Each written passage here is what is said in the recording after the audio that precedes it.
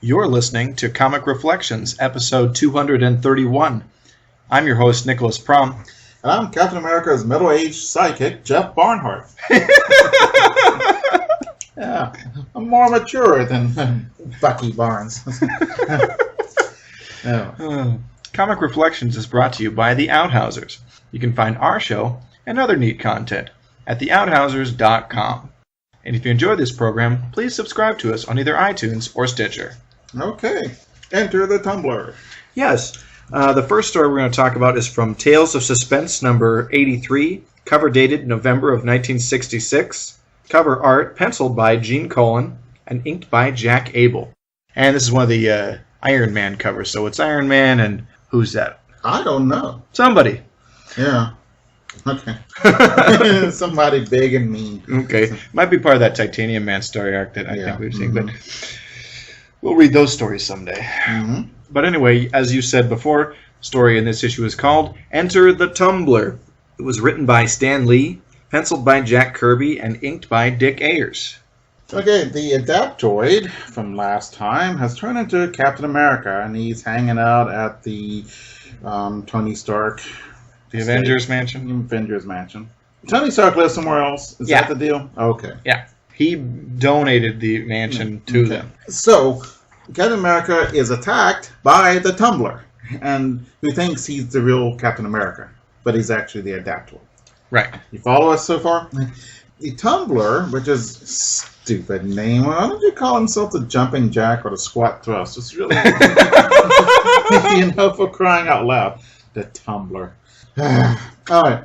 He was this kid who wanted to be in the gangs, but the gangs wouldn't let him play like the mobster gangs. Mobster gangs. They wouldn't let him be play their little reindeer games. So he sees Captain America. Hey, he has no superpowers. He just built up. So he builds himself up by doing acrobatics and exercising, and now he's the Tumbler. So he goes against Captain America, and then if he beats up Captain America, the mobs will like him. Yeah, he'll have made a name for himself. And yeah, so he's fighting the Adaptoid, who has all the powers of Captain America, and the Tumbler beats the Adaptoid up. And I think the Adaptoid does not have Cap's experiences. That's what I was thinking. And that's the reason. It's like Cap has the Adaptoid can adapt the raw ability that you have, but the know-how to really put those skills to use isn't there. Yeah. So there's a bunch of fighting, and it's pretty good fighting. And he beats up Captain America. But it's really the Adaptoid, yeah. Meanwhile, the real Captain America... who has been tied up. Yeah. Lets himself loose from his bonds, like everybody else in popular culture. Ever. Yeah. It's just... There's got to be a way to do it so no one get away. But he gets up, and then he starts kicking the Adaptoid... the Tumbler's butt. And the Tumbler says, "What's Gibbs? You got a lot stronger and faster and smarter or something." And yeah. So more good fighting comes along. And it's really, I don't know, fairly clever and interesting. Yeah, this is, and for like a 10-page story, it's just, 9 pages of it are fighting. Right. Pretty much. And then one page is the Tumbler's origin story. I always like origin stories, even when they're bad or not that great. I still like them. You know why? Because it gives you a reason to kind of care. I understand where this guy's coming from at the very least, what his motivation is. Yeah. It gives you some kind of investment in a character. Mm-hmm. Okay. So in the end, the Adaptoid is captured, the Tumbler is captured, and the Adaptoid is thinking of a new plan. What could that be? We'll find out in the next issue, which is the Super Adaptoid. Right. Can you stop doing that? I'm sorry. Announcing the title before I give the credits. Okay. Thanks. But yeah, in the next issue of Tales of Suspense, cover dated December of 1966, cover art by Jack Kirby and inked by Frank Giacoya. Let's look at that cover again. We've got this great image of Cap facing off against the Super Adaptoid. Mm-hmm. What's so super about him? Well, let's find out. And yes, the story in this issue is called The Super Adaptoid. Because the regular Adaptoid is not good enough. Yeah. But it was written by Stan Lee, penciled by Jack Kirby, and inked by Frank Giacoia. And in the splash page, we have Captain America hanging out with the Avengers with was it 3 or 4? The Wasp, Hawkeye, and Goliath. Yeah. And they come to check out the Adaptoid. Yeah, which is maybe not the best idea. Yeah, they should be looking at him behind glass partition or something like that. Yeah, it's like, duh. I mean, Iron Man would have thought of that. You'd think that Goliath would have thought of that too. He's a super scientist. Yeah, there's some way that he became Captain America. Yeah, and it was Wayne coming in contact with him. So why don't we go all crowd around him and check him out? Mm-hmm. That's a good idea. They think he's out, but of course he's faking it. Right. So yeah, I would stay away. You don't know what caused it. How he adapts. Right. So, well, it's kind of like the Justice League of America after they defeated Amazo. They just kept him under glass in their hideout. You would? Yeah. Well, I mean, I would have taken the batteries out at least or something. Yeah. You know? Right. Mm-hmm. Okay, so all right. Oh, and that's just. I can't believe I just made that connection. The Adaptoid and Amazo, they do the same thing. Yeah. I mean, basically. Yeah. Amazo duplicates superpowers, and so does the Adaptoid. So does a Parasite. Yeah. So does Nemesis Kid. I don't know. So does the Mimic. Nemesis Kid is an enemy from the Legion of Superheroes, and the Mimic was part of the Silver Age X-Men, which we'll get to at some point. All right, cool. All right, so everybody else leaves except Cap, and he's with the Adaptoid. The Adaptoid gets the powers from Hawkeye and Goliath and the Wasp. And Captain America. So he has all of those together. And, yeah, that's pretty tough. Yeah. Because the Avengers are no pushovers, and then one guy has all the powers. Mm-hmm. The Super Skrull is like this, too, where it's one guy has all the powers. Yeah. We'll get to him pretty soon, too. Okay. So it's a big Kirby fight, and it's great. Yeah. And Cap has to fight a guy with all the powers of his teammates. Yeah, and he gets his butt kicked. Yeah. But it's cool, because he keeps going no matter what. I like it when heroes lose. Well, and Cap is clever, and he's got ingenuity, and he's got such great fighting skills. He's able to overcome somebody who is physically more powerful than him, and has better superpowers. And Cap's superpowers he's stronger than most people. But he's peak human condition, and he has all his combat skills from fighting in World War II and stuff. Yeah, and he has his brains. Yeah. So. But he loses, which is, I think that's really cool for heroes to lose every once in a while, so to break up the monotony or not monotony, but if they're fallible, they're more interesting. Mm-hmm. So, Super Adaptoid takes Cap, flies him over the city. They fight again, and Cap. This is the third time we read, and we haven't been reading him very long. He falls from a great height into the water. Yeah. That's sort of a thing. It probably won't be the last time. Mm-hmm. So Cap survives a fall, of course. Alright, the Super Adaptoid expects to hear from AIM, and he doesn't. So... Yeah, they were the ones who created him, right? Right. Okay. And he, a few issues back, AIM is cashed out by the event, Captain America, I believe. Yeah. So was that the one with Cap and Nick Fury? I think that was after. Okay. Yeah. So Cap, Super Android, Adaptoid. Gosh. He thinks that AIM is going after him because he failed. So Super Adaptoid escapes and goes into hiding. And problem solved. I guess so. But yeah, it's interesting. It's like Cap didn't beat him. He just decided to, I'm out of here. Nothing he did beat him. If Cap wasn't there, the same thing would have happened. Yeah. Very interesting. Yeah. It's odd that we don't see him very much anymore. I looked him up on the Super Adaptoid? Yeah, because it sounds really cool. He's got all these powers and yeah. Oh, and I love the name. I think it's hard to say. The Super Adaptoid? Yeah. I don't know. I think it sings. Okay. But name your kid. He's Super Adaptoid. He'll do well in life. But we don't see him very much later. But I think the problem is that he is kind of a dull Well, and what are you gonna do? You're just gonna give him more and more powers. Yeah, and is he gonna have him team up with another villain and they get their powers too? What does he need anybody for? Yeah, He's a character that's so limited in what, ironically, limited in what you can do with him story-wise. It's kind of like, yeah, let's just put him in a drawer and forget about him. Yeah. Well, interesting though. There was two good issues from him though. Yeah. Yeah, I don't know. I would like to have seen him more than some villains coming back though. Such as? Oh, I don't know. Most of them, I guess. Yeah. Who are some villains that you're like, oh, whenever they show up? I'm trying to think of Marvel ones. None come to mind right now, but it's all right. Okay, no, it's fine. I kind of put you on the spot there, so it's fine.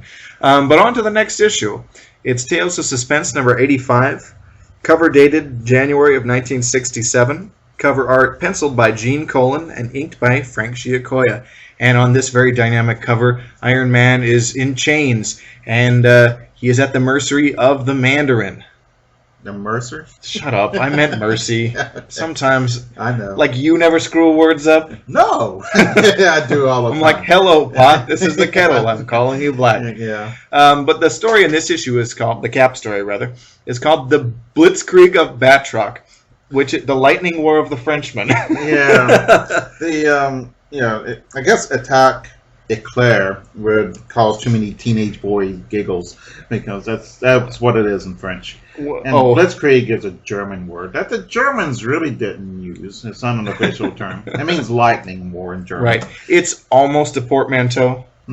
Yeah. So it was probably intended as one. Hitler thought it was a silly word himself. And from a guy whose name might have been Schicklgruber. Gesundheit. Yeah. But anyway, The Blitzkrieg of Batroc was written by Stan Lee, penciled by Jack Kirby, and inked by Frank Giacoia. Cool splash panel with Cap, what is he, in like a secret corridor or something? Something, yeah. And he's looking all cappy. It's awesome. Yeah, so I think Giacoia is one of Kirby's better inkers at this time. Mm-hmm. Or just one of the better inkers anyway. He's good on Gene Cole, and he doesn't look good unless he has the right inker. Yeah, and I think Giacoia is an ideal choice among certain people. Cool. So, all right, Captain America has gone into this, I don't know, chateau or something. It looks like there's Hydra agents. Yep. Who have employed Batroc. Yeah. Zoothalord. I love Batroc, and I shouldn't. Yeah, I like him. He does have honor, which is cool, and ridiculous French accent. And he has such a weird frenemy bromance with Captain America that's totally one-sided. Because he really likes Captain America. I think so, yeah. And Cap just thinks he's ridiculous. Yeah. But I don't know. That makes them kind of a good team. I don't know. Yeah. They're the Martin and Lewis of heroes and superheroes. Ooh, yeah. Cap is the Dean Martin. Yeah. Yeah. I love the Martin Lewis movies, but can you see the comparison? Yeah. It's not too far off. Right. Ooh, a Jerry Lewis villain. Somebody who's super nerdy and awkward as a villain. That'd be interesting. Well, or someone who is ridiculous but takes themselves very seriously, like Batroc. Yeah. Which are actually a lot of villains and superheroes for that matter. Yeah. The Penguin for that matter. He's kind of ridiculous. I like the Penguin, but he is ridiculous. I do too, but yeah. I mean, yeah. I like birds, and I commit crimes. The trick umbrellas is like, it's kind of cool, but it's also kind of stupid. Yeah. Okay. All right, so Batroc is here, and he is fighting Captain America. These are so... Well, they're Kirby, so they're really well drawn. And fights. And then there's this... Agent 13 is captured. And so what the deal is that Batroc will beat up Captain America and kill him. Okay. And then they'll kill Agent 13. Okay. But if Batroc loses, they kill Agent 13. So she's in a bad way. Yeah. So just a massive amount of fighting, and it is so great. It's glorious. Yeah. I mean, very few people do fights this well. I mean, there are people who do good fights, but Kirby fights are just the best. He has this ability to just give a still panel have the effect of so much motion. There's so much energy. And you know what's going on. Yeah. Which is a problem with a lot of modern comic books. I have no idea what's going on. Really? I don't know. Are you talking about in fights or in fights? And a lot of times, well, one thing I don't know the characters anymore, and for the new ones, sure. And but a lot of times the action gets muddied, and you don't. But you know who, no matter how violent and all the motion and a Kirby thing, you know what's going on. Sure. You know who the bad guy is. You know who the good guy is, and you know what happened. But it's just amazing. Okay. All right, they have one page of all it is Captain America pounding frogs, and he's just beating the crap out of Batroc. Yeah, it's pretty wonderful. No, and there is just a little blurb of, here are some fight scenes and 9 panels of cool fighting with no sound effects, no dialogue, and they don't need it. Right, it's awesome. Mm-hmm. So then we get some talking. Yeah. Okay. So Hydra's kind of worried that Batroc is losing, and so they shoot at Captain America, and so this offends Batroc's honor. So he teams with Captain America again. This is the only time we read so far Captain America teaming up with a villain. Well, he teamed up with Batroc the last time. I know, but this is the only villain he will team up with, and he teams up with him 2 or 3 times. Well, already. It seems like every time he fights Batroc, they end up teaming up. Because Batroc's a mercenary. You're right. With a heart of gold. Yeah. He's like a French Han Solo. Yeah. Or not at all. Yeah, but anyway. So, Batroc beats up 2 of them, and there are these other... Hydra agents. Hydra agents. And there's 3 Hydra agents in the wall with this window, and it's open, and they're about to shoot. And Captain America sends his shield in there, and it's so bad that Batroc closes his eyes and covers it with his hands. And so you wonder what the hell happened, which is great. They don't show it. Yeah. I mean, he probably messed up somebody's face. Yeah. But anyway. So they rescue Agent 13, and Batroc escapes. And the end of the story, and it's pretty darn good. Yeah. This is just a lot of fun. These are really enjoyable comics. Mm-hmm. But on to Tales of Suspense number 86. I think that's right. Yeah. Which is cover dated February of 1967. Cover art, penciled by Jack Kirby and inked by Frank Giacoia. We've got a nice image of Cap fighting commies. Mm-hmm. And this little blurb saying, quite possibly the very greatest action issue of the year. I thought the last one was. Well... It's more of that Marvel hyperbole. Yeah. Stan Lee, the pitchman, okay? Mm-hmm. So, but the story in this issue is called The Secret, written by Stan Lee, penciled by Jack Kirby, and inked again by Frank Giacoia.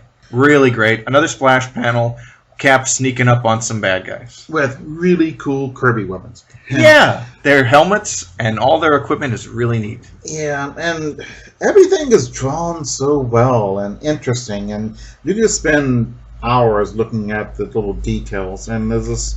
Yeah. I don't know if anyone ever's done it half as good or a quarter as good as. Another guy who draws a lot of great science fiction-y equipment, and we don't talk about it as much as though, is Wally Wood. Really great spaceships and interiors of spaceships. Another guy who's really good at machines. Mm-hmm. And when we get to it, we'll see a lot of that with Kirby and Wood teaming up on the Challenges of the Unknown, which we've read a little bit of them before. Mm-hmm. Okay. Well, Captain America is in some commie oriental country. Okay. According to the what they say, we don't know, but they have super science fiction-y weapons, and he's on a mission. Okay. So he's beating up a bunch of people, and man, every page or every panel has something cool. You just talk about this robot Well, it's a guy piloting like a headless robot. He's got a little cockpit in the shoulders area. Yeah, and it's in the torso with big robot arms. It's awesome. The torso rotates all the way around. So, and oh my god, that's so great. I mean, like, and it's like a one-time throwaway. I would love to see like that a villain with that as their equipment be a recurring villain. Yeah, yeah. It's a great idea, and Kirby would have all these awesome ideas and like use them once. Right. So, he's fighting that, and he blows him up with some kind of thermite grenade. He throws a grenade, and he says, "I don't know what it does, but it must be powerful." I wouldn't do that, But he's unless you know what it does. Right. That's kind of dumb. But then again, he can always duck behind his shield and protect himself from the blast. Unless it's a nerve gas or something. Or... Yeah, when he doesn't know that it's not. Yeah, or an atomic bomb or something. Well, it's probably not going to be a grenade size, but yeah. They did make infantry-sized atomic weapons. Davy Crockett was something you could shoot in a mortar. It wasn't about the size of a football. So. Oh, okay. So, and this was around this time. Okay. All right, so he meets Agent 60.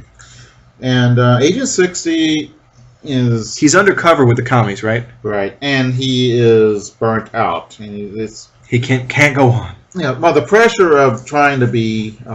in disguise with all these people who will kill you in an instant. I don't know. I don't know if I mentioned this on the show, but I took fencing in the YMCA with some friends, and we all went under assumed names.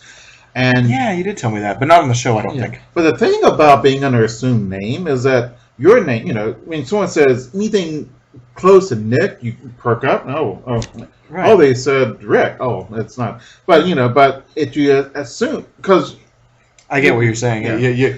You hear either triggers or you hear someone call your name to somebody else, your real name to somebody else, you will react. Right. But if someone says that you have another name, I don't know how you do that. Remember the movie The Great Escape, where Richard Attenborough was telling everybody what they'll do is they'll try to trick you. Is they'll say something to you in English, and then you'll respond in English, and that's how they'll catch you. And he says, don't do that. You should always respond in German. And then they trick him with that very thing, and he gets killed. Oh. Remember? Yeah. That's a good movie. Oh, great movie. But if you gotta assume name, you don't do that, because I was under... We did Sherlock Holmes villains. James Marty was my friend. I was Charles Augustus Milverton, the blackmailer. You need to speak up with those names again. Charles Augustus Milverton was a blackmailer in one of the adventure. Charles Augustus Milverton, and the instructors say Charles. Oh, oh, you talking to me? Yeah, but it's hard, and sure, I can't. I don't know how they do it. You wouldn't have been a good spy. No, I wouldn't. But I don't know how you train for that. Secret Agent Barnhart. Yeah, I'd be a lousy spy. I'd look guilty if someone mentions the Kennedy assassination. I was only 2, man. I couldn't have done it. I was in town that day. Hey, what's going on with Captain America? So he's going.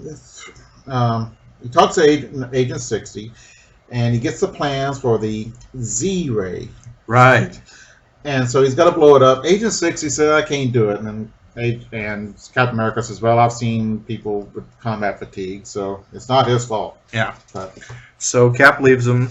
And more cool stuff.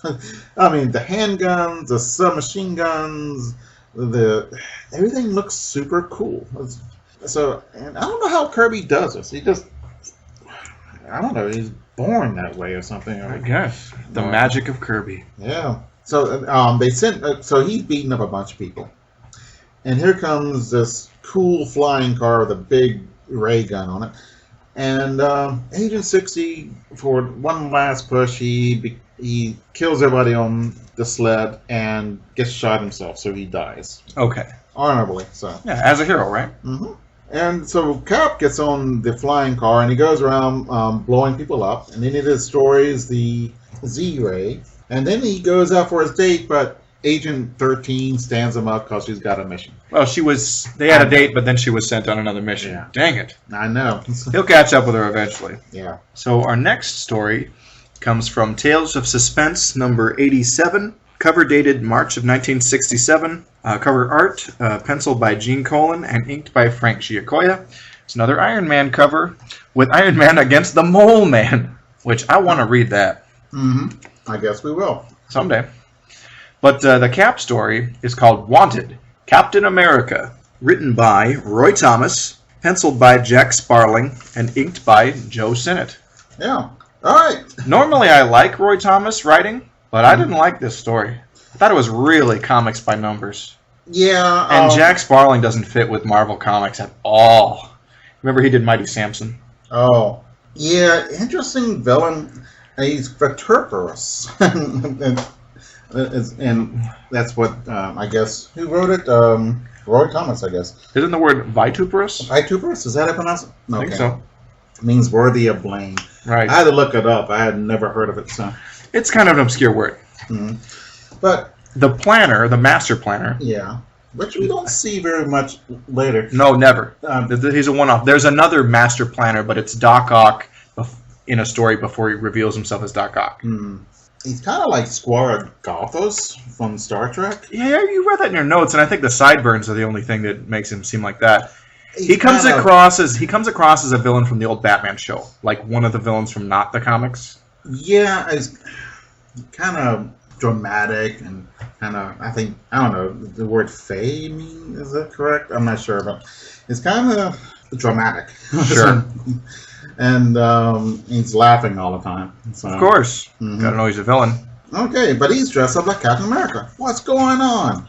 Except his hair, he looks like, what's the name of the guy who sang Behind Closed Doors? They call him the Silver Fox. Oh, Charlie Rich. Yeah, he looks like Charlie Rich. Yeah, much better looking Charlie Rich. And Charlie was kind of heavy at that time. Sure. Although I like Charlie Rich. I do too. But this villain looks like Charlie Rich. Yeah, at least his hair does. Yeah. So he has this clever idea, dressing up like Captain America, making a lot of robberies, and say, "Hey, I'm Captain America. I need this money." So yeah, he's like, his plan is to defame Captain America. His henchmen have these ridiculous costumes. They're like tiger stripes and these weird helmets with little. I don't know. Like Captain America henchman costumes. I haven't liked a single one yet. I don't like. I don't like AIM. I don't like those. What about Hydra? They've got cool costumes. I don't like Hydra either. It's kind of just too evil looking. Or something. Or goofy evil or something. I don't know. All right, but these are really bad.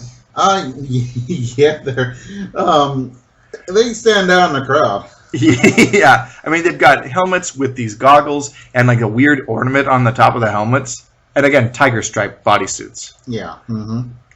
It's pretty laughable. Yeah, and he's got this 12-wheeled car.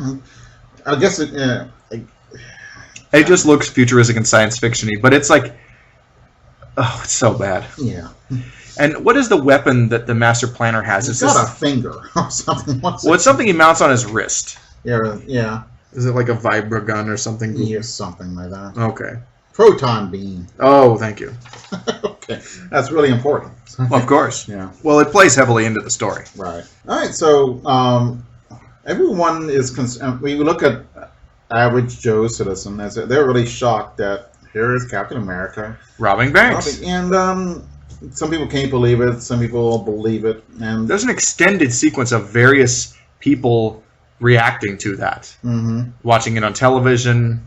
Yeah. Although after a while, this is fairly common. People pretending to be a superhero and stealing. Yeah, that's why I said it was comics by numbers. Right. This plot is wow. Like I've read this story many times before. That kind of thing. So. Right.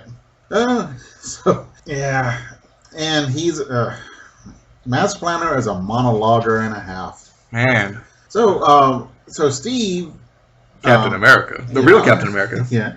Goes to police station as Steve Rogers. Steve, yeah. He says, as a representative of Captain America, I can tell you he didn't do this, and he's on the case. Right. It's kind of funny.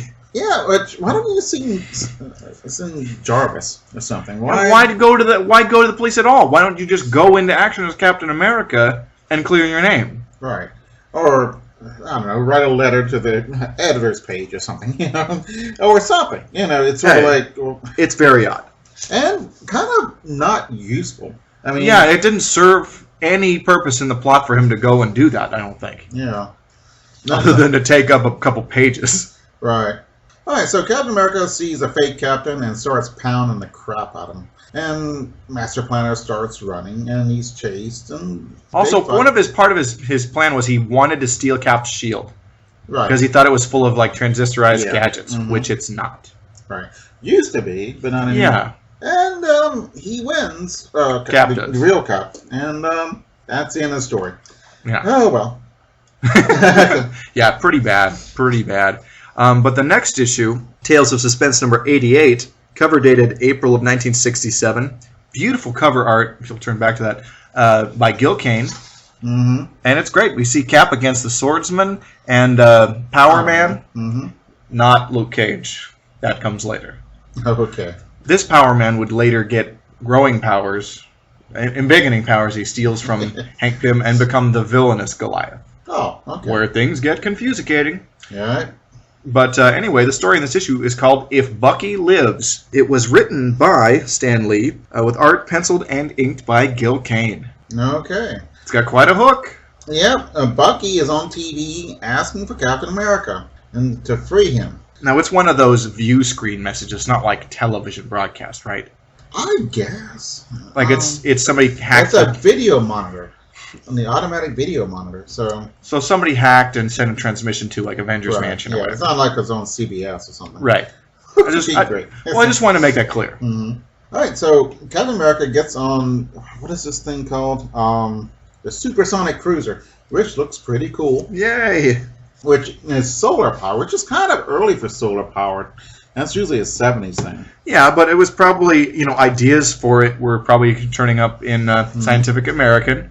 Yeah. Which is, that magazine, which is where a lot of, ideas for comics get, at least swiped from skimming articles like that. Yeah, okay. I just impressed, though. So. Oh, okay. So then we see the Swordsman and Power Man in a big bubble heading towards an island, which opens up, and that's a bubble in. Yeah, now they were captured, brought from wherever they were, and said, hey, why don't you serve me and fight Captain America? And they're like, and you'll be rewarded. It's like, man, buddy, I'd fight Captain America for free, is basically their response. I thought that was pretty cool. Yeah. And they don't know who has brought them and here. neither will we until next issue. Yeah, but it's really cool. Yeah, there's a cool ray gun, and I guess that's the one that makes the bubbles. Yeah. And it captures the bubble, the supersonic cruiser. That Cap was flying. Right. And it brings it down, and then the bubble pops open, and then here comes a big fight. With, the Swordsman and Power Man fighting Captain America. Mm-hmm. And it's great. Yeah, that's pretty good. I love Gil Kane's art a lot. Yeah. He's It's excellent. really well. And it's a pretty good action sequence. Yeah. He's really good at fist fights. Mm-hmm. That's one of his strengths, and so he's an ideal choice for a character like Captain America. Mm-hmm. Okay, so it's a big fist fight, and of course a sword fight too. Yeah. Is that when this? Wouldn't it be cool if Captain America carried a sword and a shield? I was thinking that what's his name? Is it a swordsman? Yeah. There's a good swordsman, so they fight each other or something. But there's not he becomes a good guy, Right. But then there should be a villainous swordsman or something, so they'd have a sword fight. Would that be a good thing for? Would swords translate into comic books? That action? I think it would. It's interesting because the swordsman, he started out as a villain, and then he ended up becoming a good guy and joined the Avengers, and then he died, and then the Avengers introduced the Black Knight. And had another sword-wielding guy. And he probably fought the Taskmaster, who was a guy who had a sword. But having the Black Knight and the Swordsman fight would have been neat. Yeah. If the Swordsman had always stayed evil and the Black Knight, they were kind of or could turn evil for, that happens. Yeah. So, this is comic books. Anything can happen. Which is what's so great about it. Yeah. So anyway, Cap beats the Swordsman and Power Man in their fights. And then he sees the guy in charge, and he's shocked. But he doesn't. We don't find out who it is. We're left on a cliffhanger, which is awesome. Cap is aghast, and we just kind of see like the hands and arms of the guy, but not the face, which is nice. Okay. So on to Tales of Suspense number 89, and the story is called. Tales of Suspense 89 was cover dated May of 1967. Cover art penciled by Gene Colan and inked by Frank Giacoia. And on the cover we see Iron Man facing off against the Melter. Yeah. I think we've read that story. Have we? I think so. But anyway, the Cap story is called Back from the Dead, and it was written by Stan Lee, art again by Gil Kane. And of course, right in the splash panel, it's Cap surprised and a great image of the Red Skull. I like this. It's kibitzed by Irving Forbush. Yeah. Those little jokes they have. Well, yeah. And Irving Forbush is not a real person. It's just kind of a funny thing. All right. That's in the credit box for those who are not reading along. No. Okay, so the Red Skull's back, monologuing like crazy. Yeah. What's he monologuing about? Oh, he's explaining how he survived. Yeah, goodness. He died because he was in a golden armor and he didn't die. Well, he was gonna die. No, this is what we thought. He was in golden armor and he had a cosmic cube. Cosmic cube was knocked into the ocean. He dove in after it. But being in golden armor, he sank to the bottom of the sea. It was never heard from again until now. Yeah. But he had enough connection to the cosmic cube, he was able to utilize it to escape. Right. But he couldn't retrieve the cube. Right, which is odd. Yeah. Now, I guess he had to get up really fast. Because he was running out of air, maybe? It's often convenient. Awfully convenient, is what I mean. Right. Okay, so Red Skull puts Captain America in a bubble after lots and lots of monologue. He tells him what his villain's plan is, right? He's got these unshatterable bubbles to imprison actual cities, and which is it's still it's kind of neat. You can lift a city up with a bubble and all that stuff, but it's still bubbles. But it looks really cool visually. We'll see more of that in the next issue. But anyway, so Cap wants to know where's Bucky, because remember he was lured to the island to find Bucky. That's the whole thing. Yeah, but then the robot comes out, and the robot also has a twisty, turny torso, and it's a good idea. Yeah, it is. At least it's pretty neat. And Cap has a little bit of problems with it, but he holds up his shield and it slices it open. It's making like a propeller. So he shoves up the shield and it cuts open his arms as it swings. The robot's arms. Yeah. Okay. It's pretty cool. Not a bad battle. Not a bad robot. No. Then these little rockets come after him, and Cap is getting tired, and he's getting worn out. And he says, "Oh, I can't take this much longer." And he tells Red Skull, "This isn't the way to kill me." And then Red Skull agrees with him. So he says, "I'll show you how I'm going to kill you." And sends in Bucky Barnes. And, Cap doesn't want to fight him, but Bucky does. He's out for revenge. Yeah, I gotta say also how well Gil Kane draws the Red Skull. I really like how he illustrates him. Actually, I might like it better than Fred Kirby's. Maybe. Did you say Fred Kirby? I mean, sorry. Jack Kirby. Yeah. We had a Fred Kirby cowboy children's star when I was growing up in North Carolina. Oh, okay. But, yeah, I mean, it's another very good version of the Red Skull. Mm-hmm. No, but, so they start Kane draws a great Cap, too. Yeah. But they get into a big fight.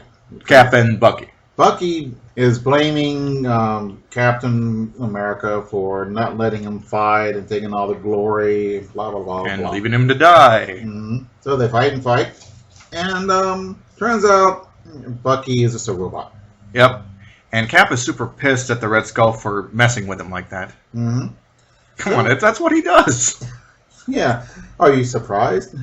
So then Captain America is about to get squished. Okay. By what? Oh, by walls. Oh, right. Okay. Typical.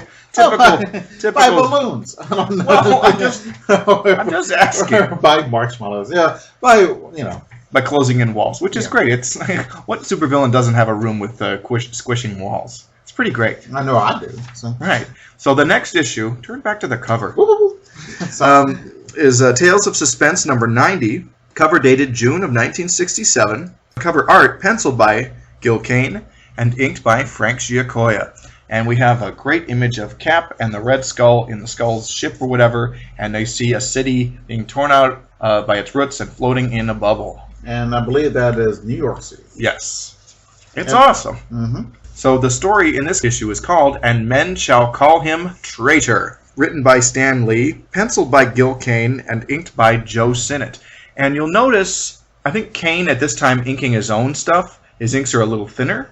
And Sinnott I know Sinnott at this time, 1967, is inking every issue of the Fantastic Four. over Kirby's pencils, giving a thicker ink line. And we'll see that it's very evident here. Even if you take a look at this image of the Red Skull on page 2 and refer back to the previous issue, an image of the Red Skull, you'll notice the difference. Yeah, it is definite. Yeah. Okay. Still looks great, though. Yeah. Captain America is about to get squished by walls, closing in on him. And here's the weird thing that happens. Okay. Red Skull leaves him because he says, "And now farewell. A man of my sensibilities abhors the sight of bloodshed." Really? That doesn't sound like the Red Skull at all. A man of his sensibilities loves the sight of bloodshed. He's a Nazi and a sadist. Although I think Himmler, who was in charge of the SS, didn't like seeing people getting killed, but this is stop him. But Himmler's not the Red Skull, right? And he's killed a bunch of people. Yeah, and so now we have seen him kill a guy or leave a room when a guy's going to get blown up, but that's to protect himself, and he just lights up a cigarette. Right. Yeah. But the Red Skull, why? Yeah, it just doesn't make sense. Yeah. Well, it's pretty convenient. So yeah. Captain America uses his mighty shield and breaks out. And so Red Skull is going to go off to conquer the world with bubbles. Captain America follows him. It's much cooler than it sounds. Yeah, but it's still that. He's going to take up cities. Would cubes be better? I don't know. Maybe. I don't know. I think the bubble in it is visually very striking. Because he's lifting up cities with big force fields is what he's doing. I don't know. Maybe dodecahedron might be better. Oh my gosh. Okay. He does have a cool spaceship. Captain America latches on and follows him. And Red Skull notices, so he tries to drown him. Then by dragging him, because Cap is hanging on by a rope, which is really awesome. Yeah, it is. So Captain America climbs the rope. The Red Skull thinks he's dead. He never checks. This is the second time. He's not very thorough. You would think a master supervillain like the Red Skull would, not leave things to chance. Right. Or assume. I would look at the body, do a DNA test, and then take the body and set it on fire and make sure that it's just a bunch of ash, put it in an urn, put a block on it and throw it out over the Marianas Trench, which is the deepest part of the ocean, or something. I wouldn't just, everything should be okay. Right? That's fine, it'll be alright. And what is with, supervillains as such slackers like this? Yeah. Good enough. Good enough for supervillain work. Yeah, right. The thing is, if he was there, Captain America wouldn't be able to escape, and that would be the end of the comic book. So what can you do? I know, it's just fun to point these things out. Okay, so Captain America gets onto the spaceship, which is pretty cool, by the way. And New York City, there's a big Vader where New York City was, and New York City's in this big bubble. Yeah, and the Red Skull is broadcasting his ultimatum to the world, which is awesome. So Captain America comes up, and Red Skull says, "You again?" So Captain America fights this big bug thing, which is cool as all get out. So is it a robot? It looks like a robot. Okay. Yeah, it is awesome. I think I wish I could draw something like that, but I have not. It's not in me. Yeah. I think that's one of the things I wanted to do as a kid, but I did not have any talent. But yeah. So Cap fights the cool bug bot and wins. But once he gets to the Red Skull, here's the problem. The Red Skull can drop the city and kill all these people. Right. And he says, I'm going to do it unless you agree to serve me. And so he makes Cap tell the world in a broadcast that now he serves the Red Skull. Yeah. And so now people think he's a traitor. And what was it, 2 issues back, they thought I was a criminal? This kind of stuff will happen again and again, so get used to it. But I think it looks really great, and of course there's another couple of panels of the public reacting to such a thing, and it looks awesome. Oh, here's another weird thing that happened here. Cap slugs Red Skull, and Red Skull says, "No one has ever struck me that way before." I'm pretty sure that he has slugged Red Skull. Many times. Yeah. All during World War II. And he's had several encounters with him in these Silver Age stories that we're reading. Yeah. So that's kind of bunk. Right. Now, is this a reboot? No. I mean, but it's almost like it's a totally different character. Yeah, it's what it is. It's Stan Lee forgetting that he wrote other stories. These, all the things are written really quickly, and so a lot of like continuity and consistency just kind of goes thrown out the window. Yeah. Oh wow. Yeah. Okay. So that's the end of our cap stories for today. Hey, they're darn good. All right. Comic Reflections is recorded in Portland, Oregon, and produced by Sean Roof. Until next time. We'll see you in the funny pages.